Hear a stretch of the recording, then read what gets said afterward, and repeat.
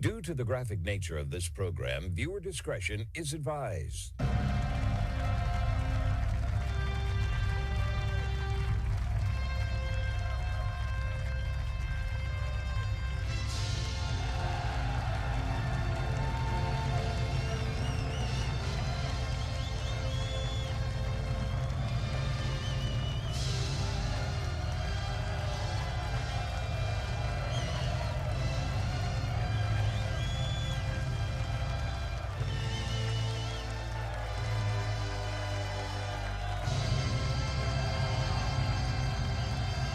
Hello, everybody. It is the Marco Geray Show. It is Friday, October 17th, 2025. The weekend is slowly approaching us. Thank you again for tuning in today's show to hear all the relevant, groundbreaking news here in America and around the world. The only show where the facts are facts and hard truths thrive. Please don't forget to follow the show, share with whomever needs to hear the truth in our quest to unwoke America. And again, thank you to those that have been doing that already. I appreciate that. Hope everyone's ready for the best hour radio has to offer, uncensored and ready to go. Did everybody see that wonderful debate last night for the New York City mayoral race? Wonderful, wasn't it? Yep, this is the best we can do in America, huh, folks? You got Mamdani leading the race right now somehow. The naked communist himself, whom has absolutely no policies that are actually going to help New York City's residents at all. But he says things that people like. He's got the fake smile going. He says the right. He's very well coached. And of course, it makes sense. His mother works in Hollywood. That makes sense. He knows how to get in front of the camera and sell his pitch to everybody. Everyone claps and applauds how wonderful it is that communism is taking over. You know, it works well. And of course, Andrew Cuomo's not very popular. His governorship was a complete failure. And then you got Curtis Sliwa, who's a Republican. Again, how popular are Republicans going to be in New York City in 2025? Not very popular. Not very popular at all. But it did get some good attention, of course. And, you know, it's sad to see our biggest city in this country slowly turning into a communist dictatorship. That's what it's soon going to be. And it's only going to get worse. People are going to be fleeing. But, you know, the young, failed rapper, assemblyman from Queens is going to, smile and say all these wonderful things that Gen Z wants to hear. Yeah, they love to hear all this stuff, don't they? Well, the first mayoral general election debate, 2 hours filled with jabs, attacks, wild stories from Zoran Mamdani, Curtis Sliwa, and of course, Andy Slomo. All went out in there to make their mark. Yep, of course. Did any of the real problems get addressed here? I'm looking at some of the stats from the city, by the way. It's makes sense. New York City has some of the highest rent control in the nation, aside from San Fran Schmucko. Look at this. This is New York City, the most rent-controlled legislation in any city in America. New York City. And guess what else? The highest prices. Did any of them talk about cutting rent control laws? No, of course not. For a studio in New York City, if you're living in New York City, and you live in a little studio, which equates to maybe a closet somewhere else in the country, yeah, you're spending $4,187 on average per month. Not too bad, right? Not too bad. One bedroom costs $5,242 a month. Equally crappy. 2 bedrooms are $7,849 a month. And a 3-bedroom, again, these are the averages, $6,973 or more per month, making New York City the most expensive city in the United States. Rent significantly higher than our national average. Well, no kidding. No kidding. Again, you put things in like these rent control laws, you prevent people from coming in, wanting to build, and of course you get an exorbitant amount of cost because you have a very high demand and less supply. Economics 101. I wish any of them studied this, so they could have talked about this last night. But again, it doesn't equate to much. Look at the food price in New York City, too. Now, Mamdani's plan is to go in and say, we're going to have city-run grocery stores. Who's going to run these? Who's going to be in charge of this task? Who's going to pay for the food? What are they, glorified food banks? That's what his answer is to everything? Someone else is going to pay for it? Now, they were all asked how much they spend a week on groceries. Here's what they said. He said, Cuomo says, depends on how many times my daughters come over, but probably about $150. That's not too bad. It's about what I spend, roughly. Sliwa says I spend about $175 with a gallon of milk now. That's $5 and always rising. Makes sense. And Mamdani said this. He says, now that eggs are down to less than $4, again, I don't know where the hell he's buying his eggs. I mean, I get pasture-raised organic eggs, so mine are roughly, I think, $8.50. I think at one point I was paying, though, $11.50 out in California. I was paying for high-quality eggs, though. But still, it was always up, thanks to the Biden administration. Now he says he's spending anywhere between about $125 to $150. Interesting. And didn't he just get married, too? What, the both of them are spending $75 a week on food? I doubt that very much. I doubt it very much. But anyways, back to the debate. What a complete... Was anyone impressed, by the way, with any of this? Attacking one another. First of all, what should be done in a debate, a proper format. The moderator should say, okay, Mr. Cuomo, you've got 30 minutes to make your case. Now, this is a mayoral race. Maybe you want to cut it down. You got 15 minutes. Pitch us on everything. He pitches us 15 minutes. No one interrupts him. He just talks. Talks about the issues, talks about what he wants to do, how he's going to solve it, talks about the current status of the city. Then he goes on, then you go on to Sliwa, who's in the middle.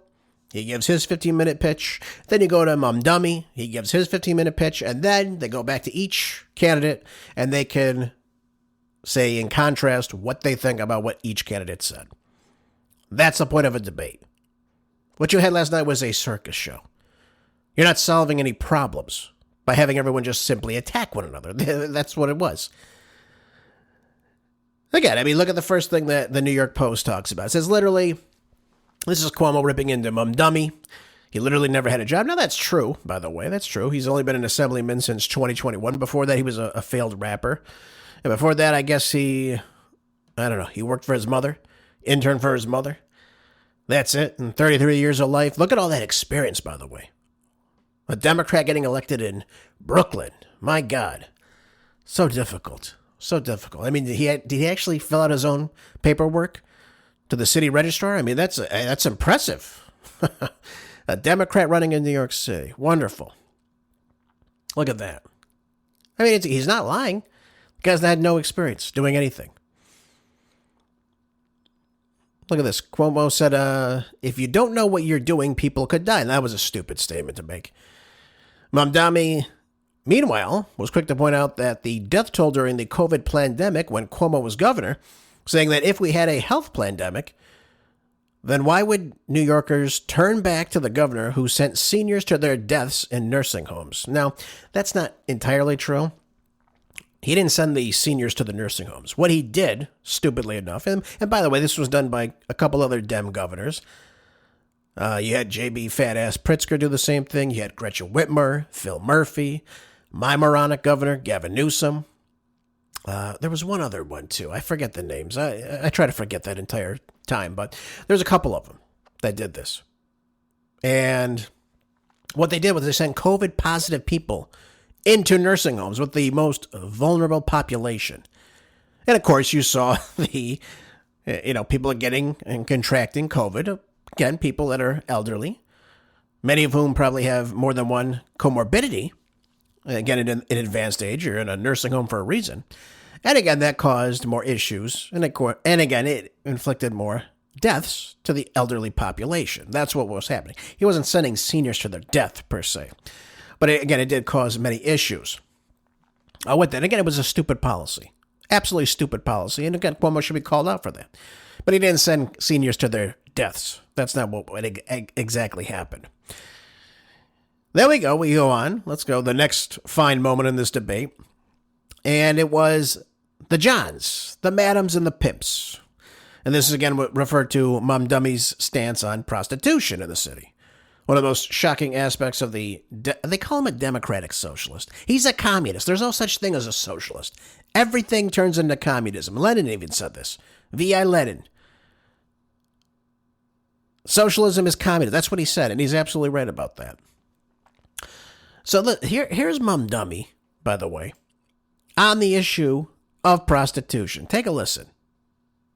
and to follow the advice of district attorneys that we have here in New York City, the current Manhattan DA, the former Manhattan DA, the current Brooklyn DA, the former Manhattan DA having said that prosecuting women for prostitution is something that actually leads to less safety. And what we need to do is provide an economy of opportunity. Just a quick clarification. So no legalization, how about decriminalization? I do not think that we should be prosecuting women who are struggling, who are currently being thrown in jail, and then being offered job opportunities. I think we should be actually providing those kinds of opportunities at the first point of interaction. I love how they're feeding him the question, too. No, do you think you want to decriminalize prostitution? What's the difference?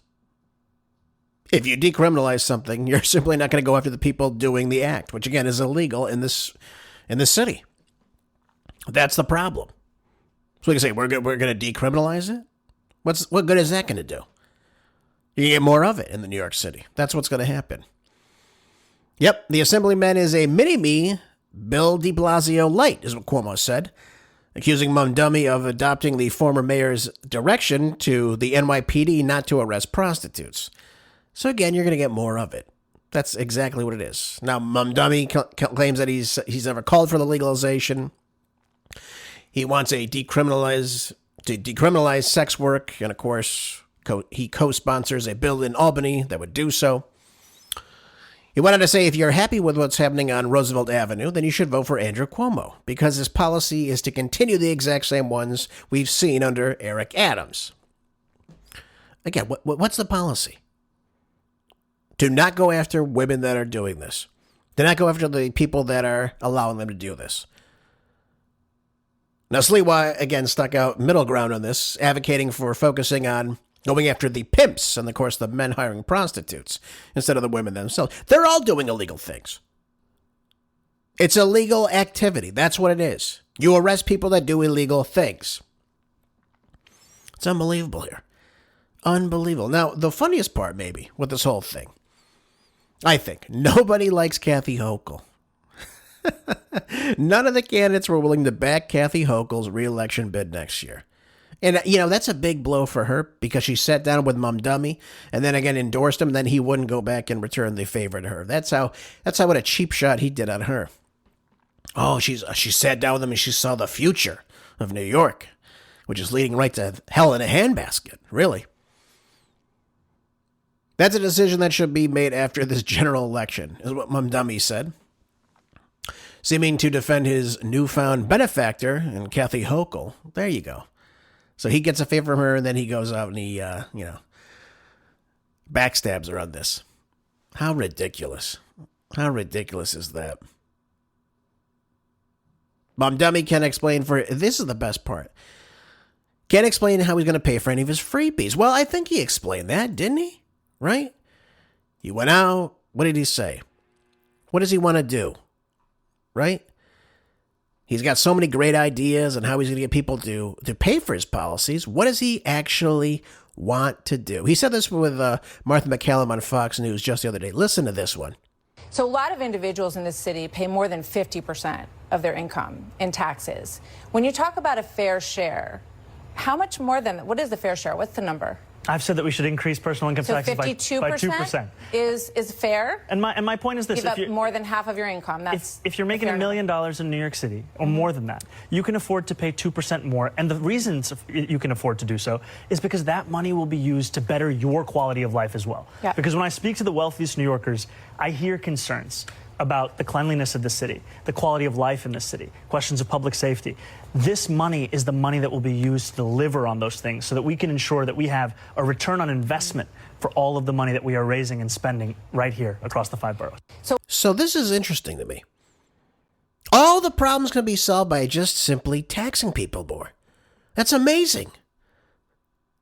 I mean, if Eric Adams had figured this out, we could have saved the entire city, according to Mamdani. Just 2%. Everyone pays 2% more. 2% more, everything gets solved. We'll have free buses, free grocery stores.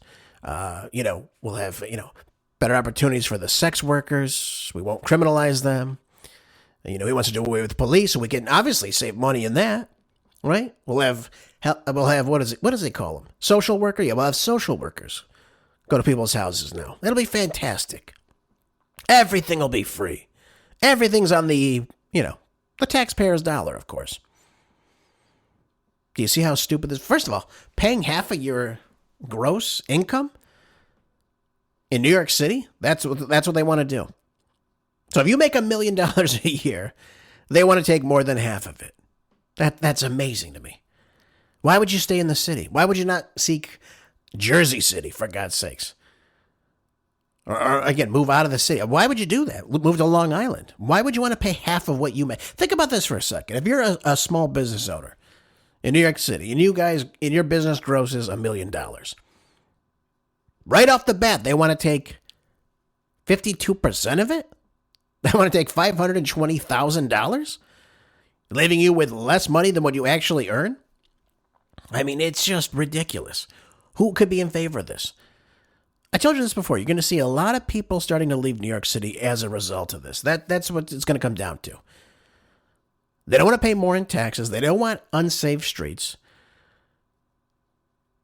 Mamdummy has already gone on to say that he's going to, again, challenge the Trump administration. That means probably Trump is going to cut off funding to New York City. He's not going to go after illegal aliens. He's not going to go after pimps and prostitutes and the criminals. So you're going to have a legal welfare state in New York City. Free buses. What the hell's the meaning behind that? Free buses.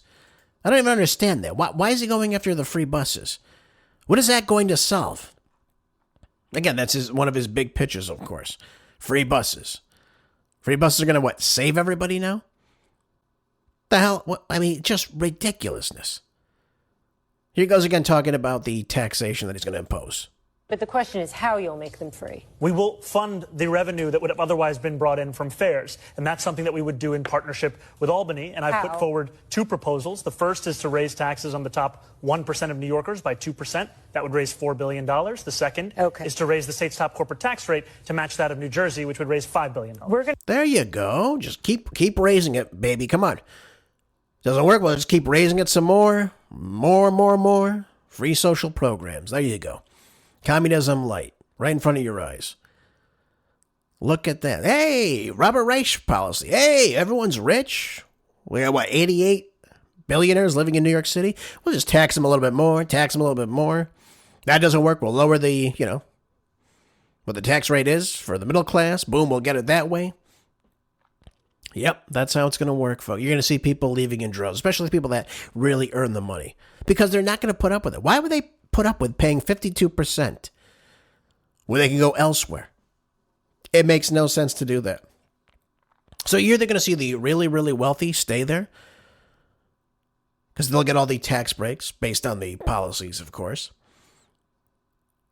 And the people that, again, can't get out of the city, can't move, can't afford to move, will simply stay there and struggle and receive a much lower quality of life. What are they going to do? Freeze rents? That's another thing. That's their policy for the rent control. They're going to freeze rent. So what are the landlords going to do? How are they going to make the money to, again, put forth the dough to make up for the loss of money that they're getting? How are they going to pay their property taxes? What's going to happen as a result of this? I'll tell you what's going to happen. They're going to either go broke and declare bankruptcy, and then that's going to be a big blow on the banks, because then they're not getting the money for this either. So everything comes down to what I've been telling you. We've got a housing market crisis. We got 20% vacancies of real estate across the country. And when they go broke, when people cannot start paying their rent, especially these landlords, you're going to see the banks go bust as well. It's going to cause a major, major problem. Not only New York City, but across the nation. I've been telling you this for a long time now. Nobody else is really speaking about this. The only person I know that's talking about this is Gerald Celente and a few select other groups of people that are talking about this. This is a major problem. And again, what's the plan? Hey, just tax people more. More taxes here, more taxes there, more freebies here. I get more people to vote for me. Sounds good, right? If you're broke. Yeah, freeze my rent. Sure, I don't want to pay that $4,187 a month for my little closet that I rent out. No, why would I want to do that? Yeah, let me get someone else's money to do it. There we go. Fantastic. If they go this way, if they go the way of the communist. And, he gets out there with his big smile on. He's got the nice suit on, right? Tells Andy Cuomo he can't name a mosque in the city. Who the hell cares if he can't name a mosque in the city? What the hell do I care about that? If they can't provide any type of economic output for the city, if they can't make the streets safer, if they can't make the schools better, again, this guy wants to do away with the GATE programs and the accelerated classes, especially for younger kids. So they put everybody in the same classroom, right? So they can't challenge the best and brightest kids. It has nothing to do with wealth or anything like that. It has to do with how you do academically. So the kids that don't do well academically will get paired up with the kids that really want to achieve. And again, what's that going to produce? Remember, no child left behind. You can't go ahead. You got to lower the standards. So your kid gets lower standards and they don't achieve as much. Are there in classes where there's more distractions, there's more outbursts, there's more defiant children? That's his plan for you. And of course, he wants to do away with charter schools. And again, school choice, which again is very popular across the board. So you get to look forward to charter schools closing, and again, the lack of discipline, acceleration for students that are gifted. He doesn't want to do with that. He doesn't want you to have that opportunity for parents in New York City. There you go. There he is in a nutshell. So he's killing the education. He's killing the economy. Everything's going to be free, apparently, by raising it just by 2%. That's what they start off with, 2%. That'll be 3%. That'll be 4%. That'll be 5% more. That'll be 10% more. And then as soon as enough people leave the city, you're just going to have to keep jacking up more and more and more. That's what it's going to come down to. We've seen it time and time again. People don't want to pay exorbitant amount in taxes. I wish these guys would just look at the Reagan administration in the 80s, cutting the top corporate tax rate down. What happened? We saw a boom in the economy. We saw the gross national product boom under the Reagan years. In fact, it was so big under the Reagan that you saw it in the 1990s. That's how much he grew the economy. But he didn't grow it by taxation. He grew it by cutting taxes significantly. That's what we saw. And we're seeing the exact opposite being preached yet again to give people something that are putting in nothing. That's what he wants. That's exactly what he wants. And again, it's going to destroy the city. Our biggest city is going to be run by a communist. That's what it's going to come down to. Sadly enough. Yep, $9 billion for buses. No biggie, right? No biggie. He's never run a damn thing. He's just ideological. That's all he is. And again, it looks like he is the most popular one despite a poor performance last night. So brace yourself, New York City.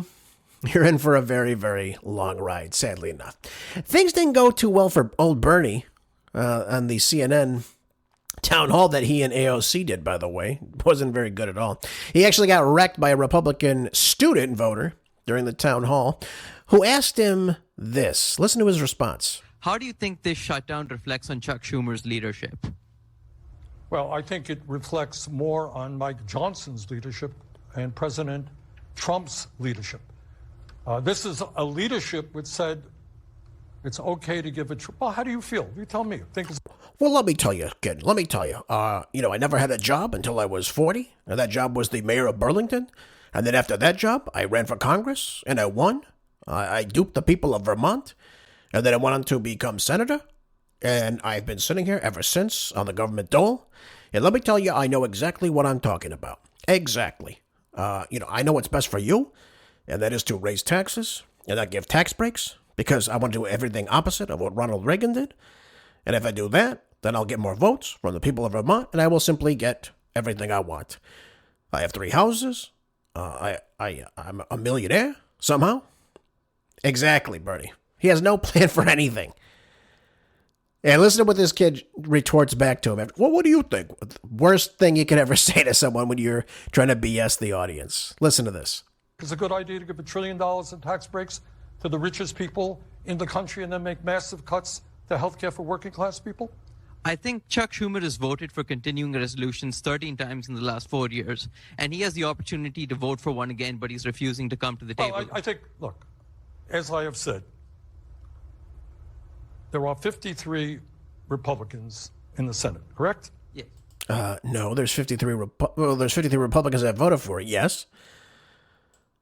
They need 60. What does that mean? It means you have to talk to the other side. Mike Johnson is not talking. John Thune is not talking. Yeah, he's not talking to them because your plans are bogus. The plans are bogus. What does he want to do? They want to give free health care not to the middle class. They want to give it to illegal aliens. That's what he wants. Same thing with Mamdani. He wants to give legal aid to illegal aliens in the city? Are you kidding me? On the taxpayer dollar? People that have no right to be here? This is what Bernie backs, by the way. He backs giving illegal aliens taxpayer-paid health care. Not by them, by you, the dumb taxpayer. That's what it comes down to. Then they want to fund, PBS, NPR, all this crap again. These outlets for left-wing media, of course. This is what they want. The Republicans say, no, we're not funding this anymore. We're done with this crap. They are the ones holding the country hostage. They are the ones causing these mass layoffs. And again, it's tight. You have 53 Republicans. You need 60 votes. So again, he's going after John Thune for what? It is them. It's them that don't want to come and talk. It's absolutely absurd to me. They're sitting there saying it's the Republicans' vote. The Republicans have a proposition on the table. The Democrats are not voting for it. All they want to do is freebies for more people. So, they keep their voting bloc appeased. That's all this comes down to. Absolutely preposterous. And again, everyone is bashing them on social media too. They don't care about this. These are not popular policies, for people that want these programs opened up. They're sick of hearing about it. Government-run health care. Taxing the rich. We've heard this before. It doesn't work. Look at the Senate Democrats led by Schmuck Toomer continue to hold out guarantees on extending Obamacare subsidies. Yep, there you go. And it got worse, too, in that little debate, of course, for them. What's her name? I think it's Caitlin Collins. I try to forget their names, too. I don't care about these people on the Crime News Network. The good old Commie News Network. Listen to this. But are you saying that Senator Schumer should not be worried about a primary challenge from you? All right. No. Let me jump in on this one. Let me tell you, Caitlin, I know exactly what's going on here. Because all I've done for my whole life is run for office and won. That's all I've done. I've never done anything else. I talk a big game, but I've done nothing. By the way, these two clowns, AOC's been there since 2019. What has she done for working class people? Nothing. She's enriched herself. What has Bernie done for working class people? Nothing. Absolutely nothing. What is Schmuck Toomer doing? He's appeasing to the radical 20%. That way he can look like AOC. That's all it comes down to. He feels like she's going to run against him, and she'll be more popular because she's appeasing to, again, the lowest common denominator. That's what it comes down to. That's why he's doing this. If it wasn't popular, he wouldn't do this. But he knows, again, he's got to win New York City, right? He knows he's got to win the fringe radical base there. Otherwise, he's done. Look, and again, you see the popularity in Mamdani. So he understands that the politics are shifting more to the left. That's what it's coming down to. That's why he's got to do this. See, he's got to fight the big bad Republicans. Again, it's backfiring right in his face, sadly enough. Let's hear Grandpa Bernie continue to talk while he spits up on himself. This is what we're talking about. That's exactly what we're talking about. This is what we're talking about. You have a country that is falling apart.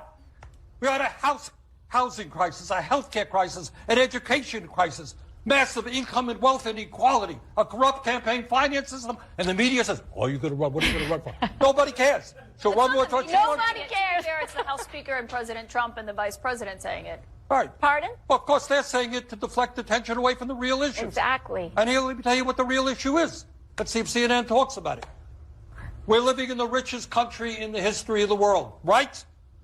All right, you tell me why we're the only nation not to guarantee health care to all people, the only nation not to guarantee paid family and medical leave, why we have a $7.25 an hour minimum wage. But are you... There we go, Bernie. Let's raise the minimum wage. We'll produce less job output. That's wonderful. Why are we taxing the billionaires? The millionaires and billionaires. He used to say millionaires. Now everyone found out he's a millionaire. No, it's just the billionaires. The top 1%. You're in the top 1%, genius. I mean, the top 10 at 1%. That's what I'm talking about. Don't text me. Text everyone else. This guy's got 3 houses.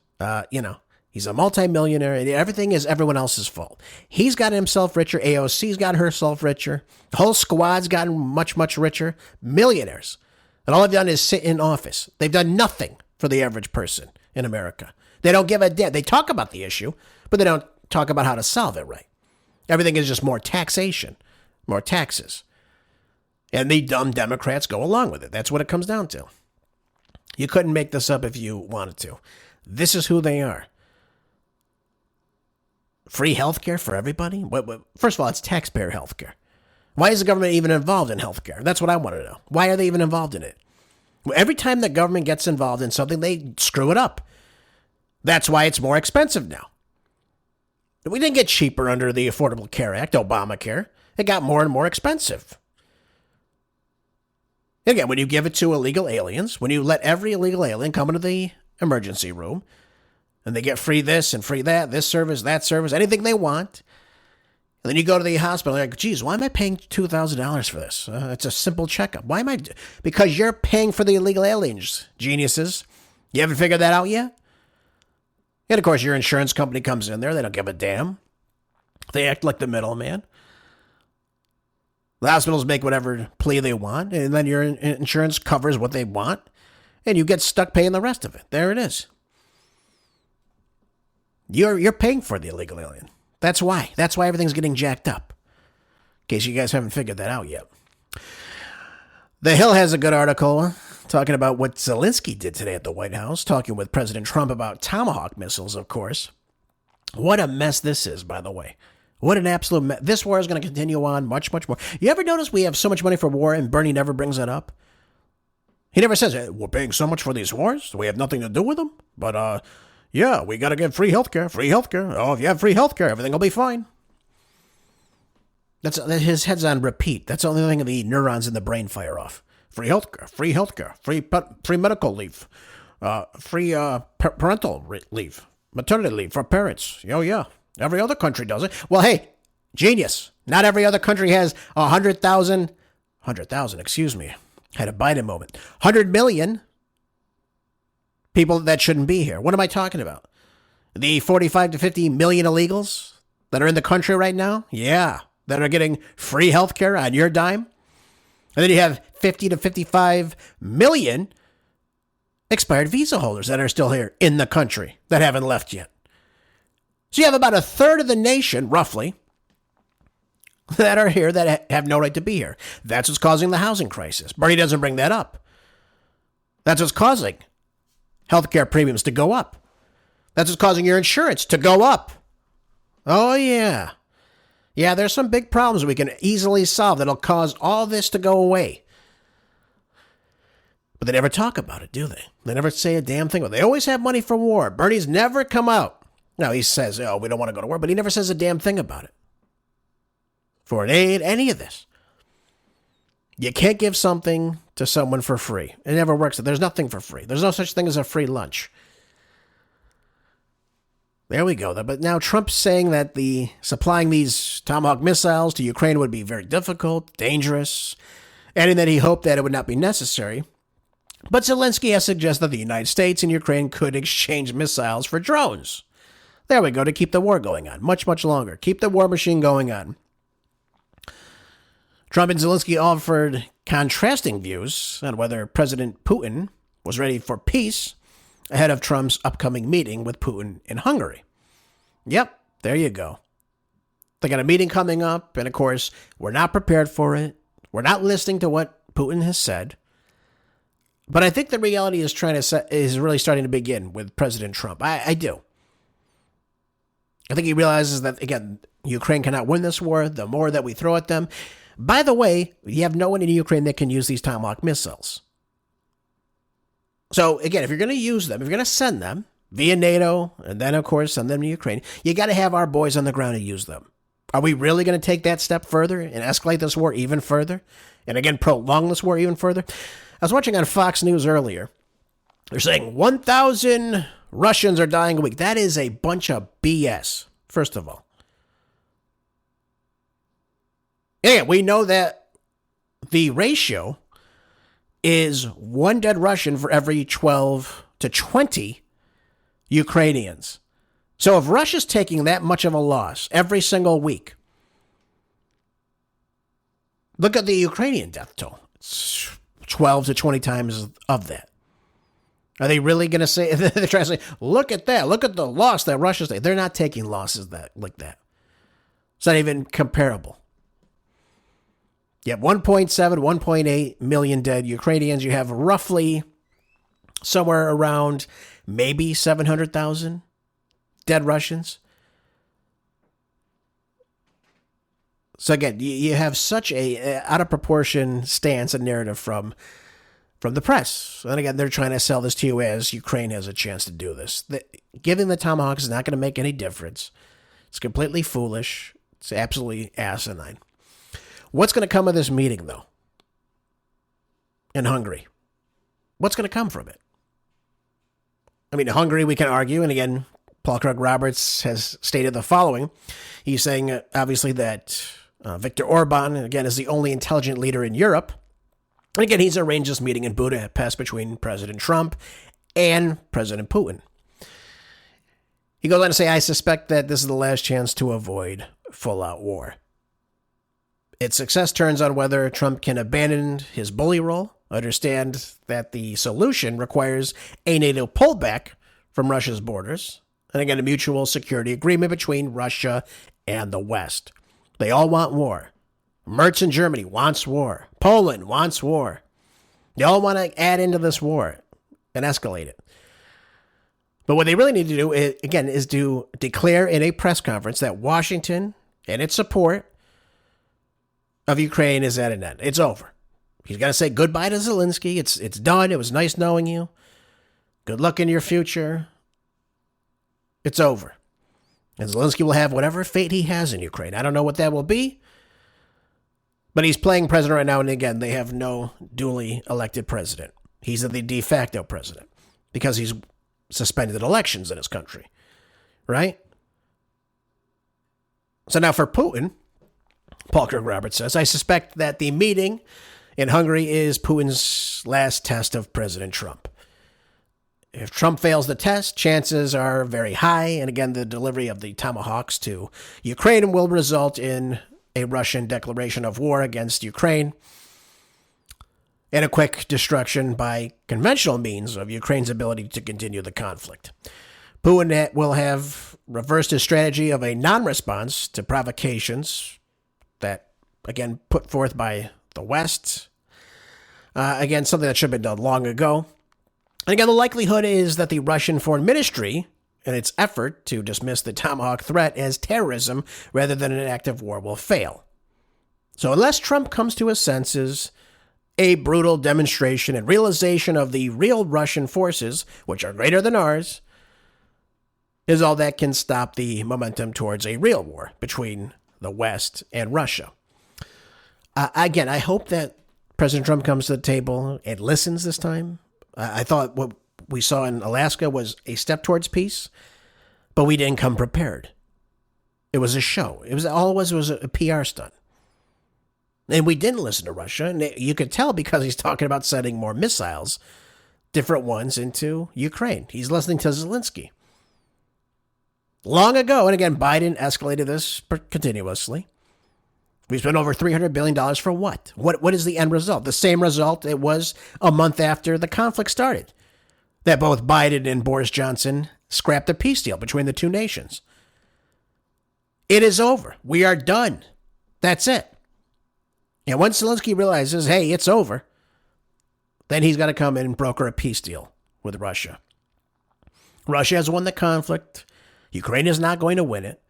And it's completely senseless to, again, even think that they have a chance of winning this conflict. It's absolutely preposterous. It's got to end right now. So my hope is that, of course, Trump comes to the table. He listens. He understands that Putin does want peace. And that he was only doing what he did to, again, save the ethnic Russians from getting shelled by the Azov battalion. Getting mistreated by the Ukrainians. That's what it came down to. That he's going to annex those regions. He's going to keep Crimea. And that will be it. That's it. That's all he wants. They've been very diplomatic about this, by the way. And again, we time and time again have escalated this war. NATO has escalated this war. We've been the benefactors of this war for too long, and it's got to stop. And once that stops, I pray to God that it's over, and that we'll see peace between these two nations. Real peace. Not, hey, I want peace, and then, of course, give more arms. It doesn't work that way, folks. It just simply isn't going to work that way. So pray for President Trump. Pray that he makes the right decision, and he actually comes to terms with reality that this war is over for Ukraine. The senseless slaughter on both sides needs to end, and a peace treaty needs to be completed between the two. All right, the L.A. Grimes. Oh, yeah, L.A. Times. Here we go. Trump confirms that the CIA is now conducting a covert operation inside Venezuela. So while we talk about Trump as the peace president, we seem to be waging war all over the world. Between Ukraine and Russia, Israel, Gaza, Israel, and, by the way, all over the Middle East right now. They're still bombing Lebanon right now, despite this ceasefire that we have in place. Nope, there's never any shortage of war, and of course, we're funding that entire war as well. Everything that Israel is doing is on our tax dollar. Isn't that nice? Yep, we always got money for war. We have no money for anything else. Always seems to be the way that things work out. President Trump, though, did confirm on Wednesday that he has now authorized the CIA to conduct covert operations inside Venezuela, and said that he was carrying out land operations inside the country. So we're talking about a coup here. We're taking out their president that's duly elected and putting in someone favorable. Think about the woman that nobody knows about and installing her as the president. So this acknowledgement of this covert action inside Venezuela by the U.S. spy agency comes after the U.S. military in recent weeks has carried out a series of deadly strikes against the alleged drug smuggling boats inside the Caribbean. The U.S. forces have now destroyed at least 5 boats since early September, killing 27 people, and 4 of those vessels originated from Venezuela. The other one came from Colombia. So here's the problem. We're using this drug smuggling operation, again, from these fishing boats in the region with no due process. That's the problem. We have no due process. We're saying, oh, yeah, they're carrying drugs, and we're killing people without any type of due process. And the reasoning is, well, we've tried the other way before where we stop the boats, arrest the people, but they still end up getting drugs in. I don't understand how that could be if we're securing our border the way that we are. And again, we have much bigger problems between Mexico, Colombia bringing drugs in the United States.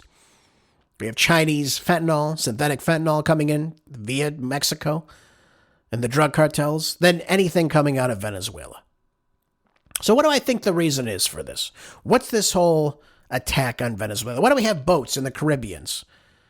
Again, firing off these missiles and killing people of whom we have no idea who they are, or if they even have actual drugs on these ships that probably have no way to even make it to the United States. Why do I think this is happening?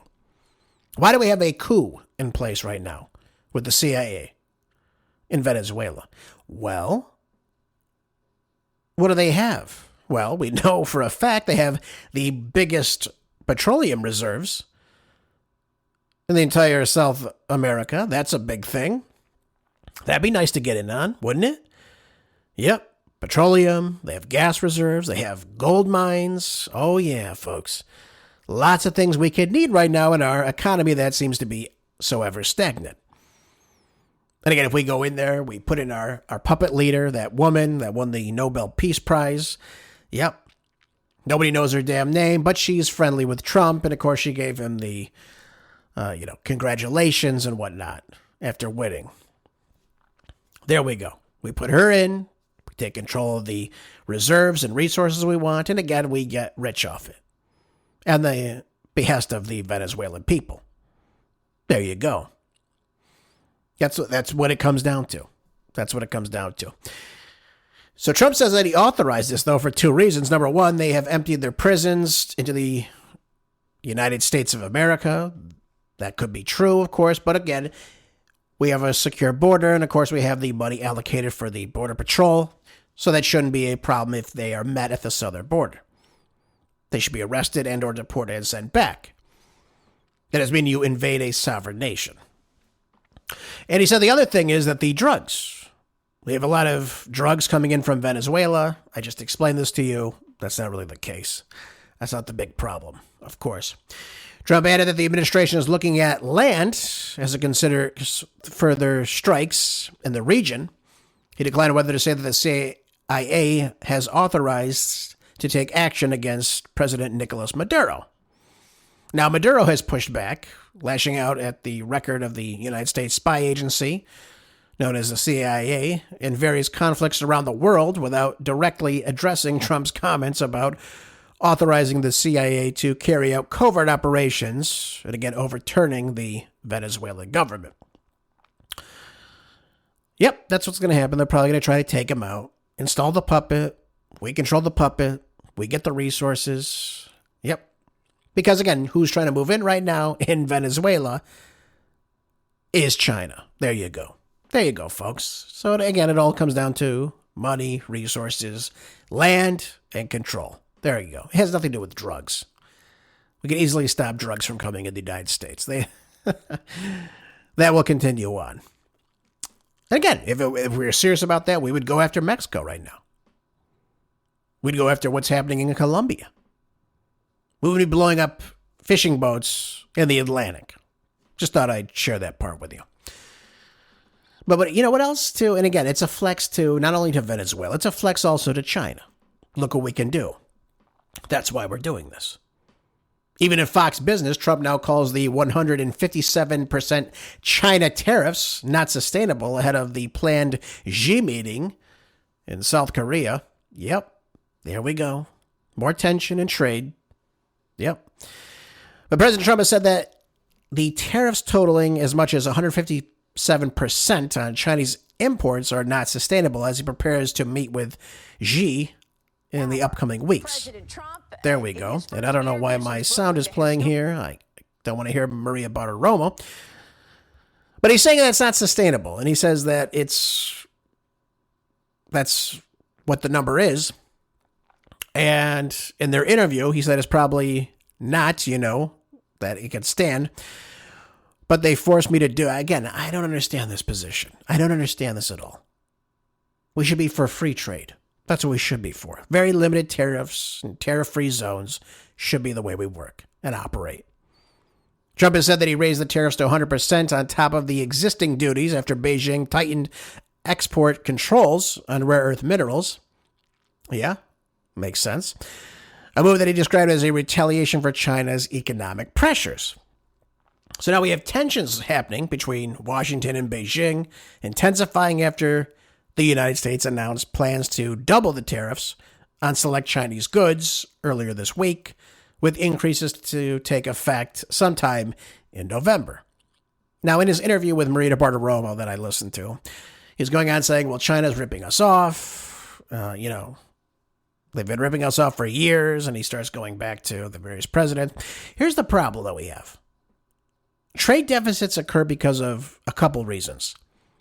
Number one, we are importing more from China than we are exporting to China. That's a truism. That's what's happening. Why? Because China is manufacturing more goods that we want that we are not producing here. So we're using tariffs to, again, bring in more money, bring in more capital from that and say, oh, look, we're alleviating it now. Look, we have all this money. We have billions coming in now from tariffs. We're earning more money. And it's evening out the amount that we're paying back to China.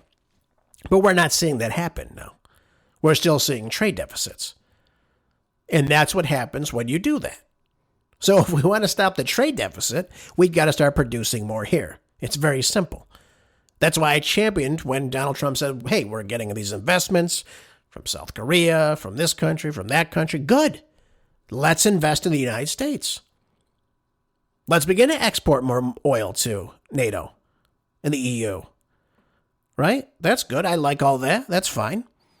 So long as we're energy independent here, I like that. That's good. We have people to sell our oil to. Should we be able to do it in a reasonable manner of time if we have the resources and the technology to do so? That'll help quell all that.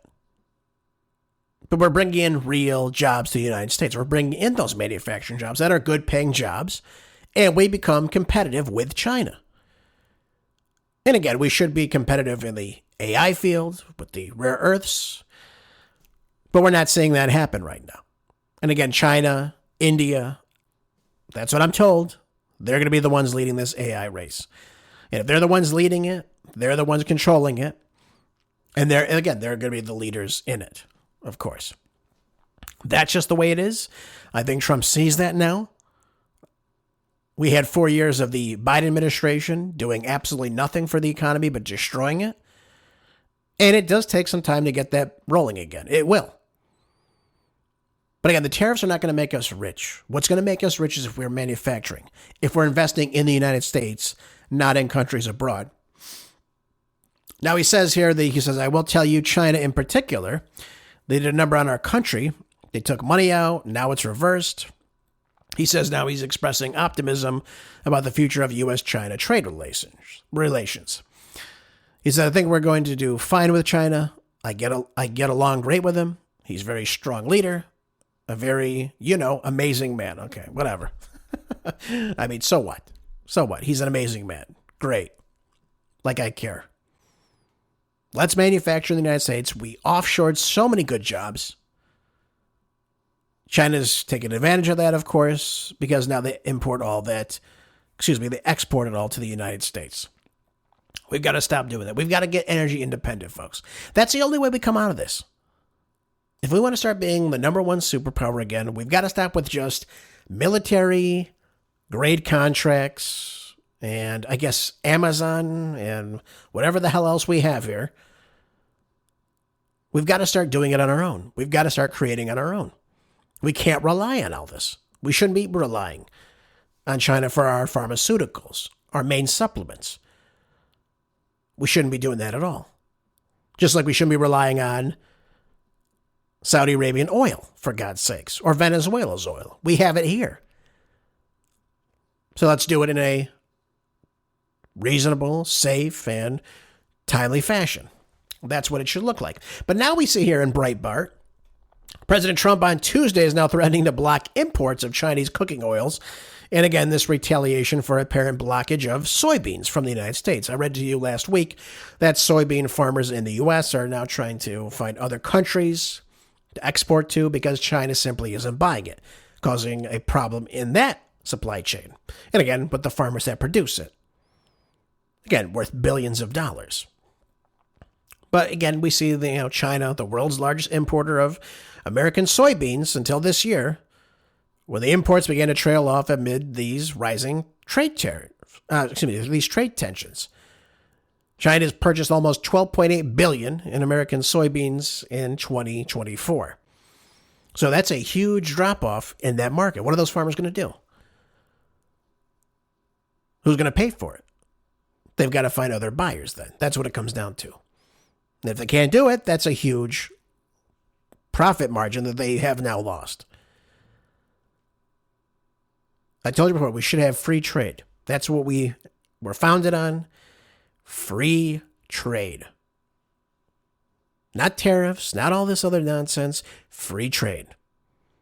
So if we're going to be that beacon of light, we should do that across the board.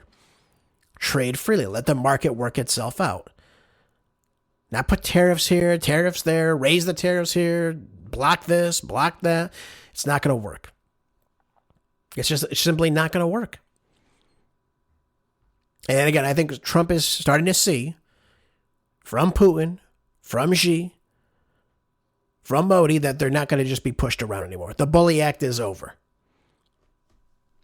And that's all I really have to say on that. We've got to get our trade worked out in a much more meaningful manner. Otherwise, we're going to see, again, shortage problems, supply chain issues, and it's going to affect our farmers in many of these fields, especially in these soybeans. So unless we can find other countries that buy them, we're in lots of trouble with this. And again, that's going to obviously create trade deficits with China even worse. So there it is in a nutshell. There we go. We should be working on free trade. Just the News has told us, obviously, that Bolton, John Bolton, good old John Dalton. Yep, he's adult, and God knows what he's on.